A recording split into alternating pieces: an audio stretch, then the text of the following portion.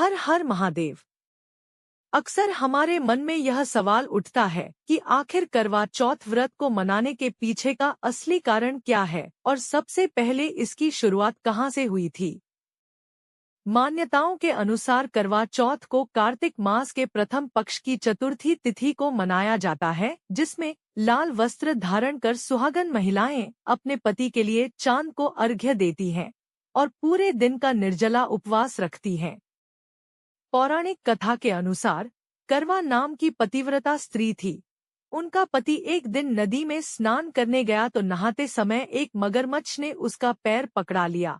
उसने अपनी पत्नी करवा को सहायता के लिए बुलाया। करवा के सतीत्व में काफी बल था। नदी के तट पर अपने पति के पास पहुंचकर अपने तपोबल से उस मगरमच्छ को बांध दिया। फिर करवा मगरमच्छ को लेकर यमराज के पास पहुंची। यमराज ने करवा से पूछा कि हे देवी, आप यहाँ क्या कर रही हैं और आप चाहती क्या हैं?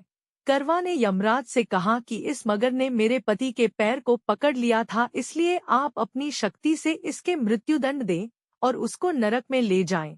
यमराज ने करवा से कहा कि अभी इस मगर की आयु शेष है, इसलिए वह समय से पहले मगर को मृत्यु नहीं दे सकते। इस पर करवा ने कहा कि अगर आप मगर को मारकर मेरे पति को चिरायु का वरदान नहीं देंगे तो मैं अपने तपोबल के माध्यम से आपको ही नष्ट कर दूंगी। करवा माता की बात सुनकर यमराज के पास खड़े चित्रगुप्त सोच में पड़ गए, क्योंकि करवा के सतीत्व के कारण ना तो वह उसको शाप दे सकते थे और ना ही उसके वचन को अनदेखा कर सकते थे। तब उन्होंने मगर को यमलोक भेज दिया और उसके पति को चिरायु का आशीर्वाद दे दिया। साथ ही चित्रगुप्त ने करवा को आशीर्वाद दिया कि तुम्हारा जीवन सुख समृद्धि से भरपूर होगा।